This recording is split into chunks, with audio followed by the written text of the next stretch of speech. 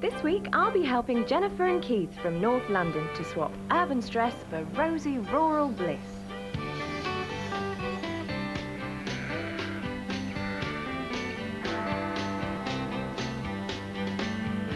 So, come on guys, why have you decided it's time to up sticks and move to the countryside? Well, since Oliver was born, it's been a priority of ours to find a place in the country where, he can run around and, breathe fresh air. Yes.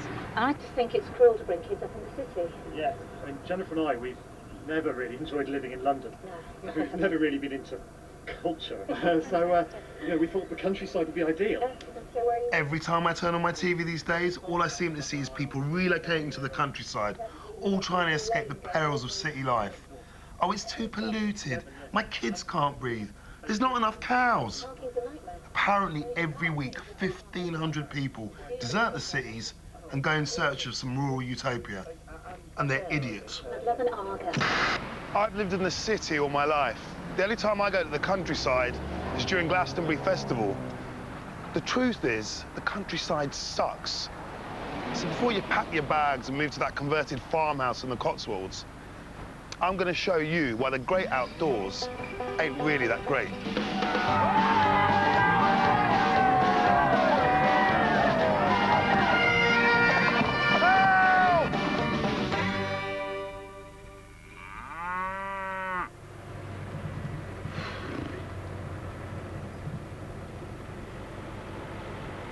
Being a radio presenter and club DJ, I don't often get the chance to spend time in the countryside.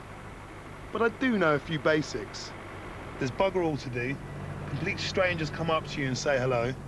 And the whole place stinks like a massive cow toilet.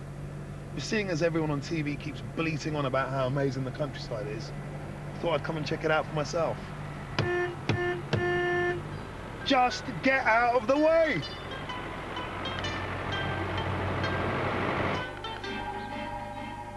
In the countryside, you don't get muggings. Really? Whenever I travel to a strange place, I like to get some survival tips.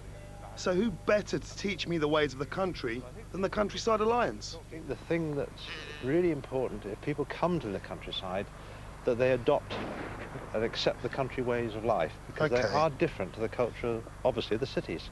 You've got to have some discipline in the countryside, which, some people don't accept.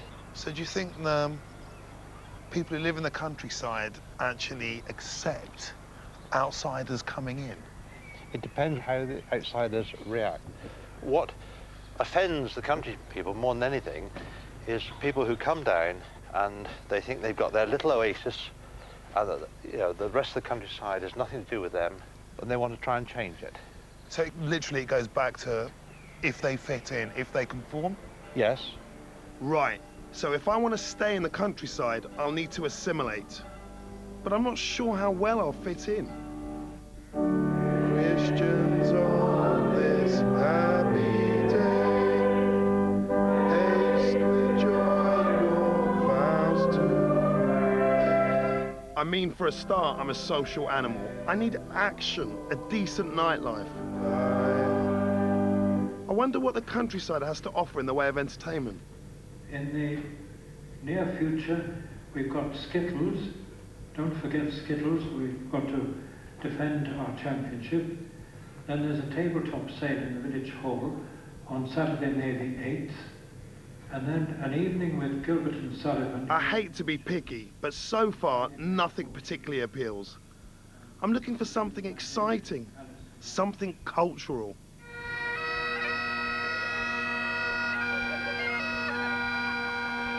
This is Hallerton.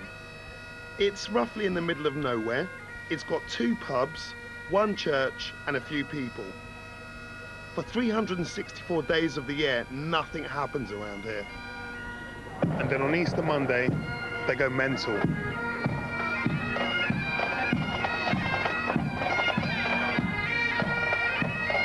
I'm not exactly sure what's going on here, but apparently it involves bagpipes, beer barrels, and a big rabbit pie. What we have is the baking of a hare pie to do with fertility rites and to do with all sorts of other things, pagan traditions. And pagan traditions are usually involving ale, usually involving eating, and usually involving other things. Village. Country. Say no more, really. You obviously live London, Yeah. as you said. Do you like your style of life? I love it, yeah. We like ours. There you go. And should the twain ever meet? Should we meet? I think your eyes will be open. Now this sounds promising. Can we have 3 cheers for the hair pie? Hip hip. Hip hip. Hip hip. Now, in the traditional way, who wants a piece of hair pie? Those at the back want a piece? Well, it's not exactly Notting Hill Carnival, but it is kind of special. Hallerton is the only place in the world that celebrates the hare pie scramble. And I wouldn't have it any other way. Countryside has amazing tradition. I think it's a great shame this country we lose those traditions. I mean, there's so many people anti so many things at the moment. Do you think people in the city give the countryside a hard time and people from the countryside a hard time? Yes, I'm afraid they do, because they're lacking huge knowledge. I mean, today I saw people walking across a farmer's field. At least know what the rules of the country are, and you walk along the hedges. You don't walk straight the way across his lovely wheat field. I just, you know, that sort of thing really annoys me. And you know, OK Town is come on into the country, but do also learn some of the rules. And we would prefer people who are from London would give the countryside people a chance to enjoy their life and to get on with it, like events like this. Look, I'm not knocking this festival. Any excuse for a pagan piss-up is fine by me. But the trouble is, as far as cultural entertainment goes, this is it. There's no choice. It's fine for a day trip. But I wonder, what would it be like to grow up in such a monocultural place? Lem Sissay is a poet who spent his childhood in the countryside. Like most people with ambition, he moved to the city as soon as he possibly could. I came to the city from the country because I wanted to find my own individuality, and I felt like the country didn't allow me to do that. The city, right, is full of life and energy, and there's a constant input of new ideas, and somehow this kinetic sort of energy happens, and from that becomes the Happy Mondays, comes Giles Peterson, comes Carol Leeman in Leicester, boom, boom, boom, you know, magic happens. If you have a kid now, would you bring that kid up in the countryside? No. No? Oh, not at all. I would like my child to see him or herself reflected around them. I was given a nickname in my small village in Lancashire, and my nickname was the same as the comedian Jim Davidson. You got called Chalky, basically. Yeah, can you believe that? I thought that was normal, you know. It was people who were saying, oh, you're different, therefore we must name you and package you and blah, blah you. So it was quite sort of racially violent. So I think, having seen both sides, I would like to live in the city and yet go out to the country every now and again to, say, shoplift, you know.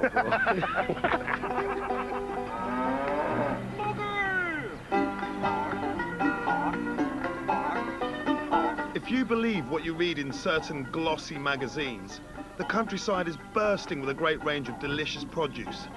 Let's see how far I get with my weekly shop in a country village. Bread-wise, have you got any focaccia? Bread? Yeah. No. You've got bread, yeah? Yes, we've got bread. Ciabatta at all? No, sorry. Sun-dried tomatoes? Only paste. Paste? Not fresh. Hummus? No, sorry. Tara salata? No. What about red onions or peppers? We've got red onions and peppers outside, yeah. Okay. Okay, fine. Rocket? No. Little gems, but not rocket. Decaf coffee? Yeah. Yeah, you have, haven't you? Excellent. Chorizo? No. Right, king-size Rizzler? No. Just ordinary green one. Aye, magazines-wise, have you got the New Statesman? No. The Voice? No. Aye, I definitely need Eastern Eye. No. Sight and Sound? No. Jockey Slut? I'm a DJ, you see. No, sorry. No jockey sluts? No jockey sluts in this village. Buffalo mozzarella? No. Mozzarella at all? No. Wasabi? No. Sushi? No. Dim sum? No. Pak choy? No. I'm sure I'll be able to cook something with some decaf coffee and a green pepper. You can tell you're not local, can't we? Just as I thought. The countryside's not full of good food, it's full of rubbish. In the city, you can get food from all around the world. Japanese food, Polish food, Caribbean food, kosher meat, halal meat. In fact, everything. And okay, yes, I'll admit, there's Indian restaurants all across the countryside. But have you ever eaten there? It's bland, uninspired, spiceless crap. I'm starving.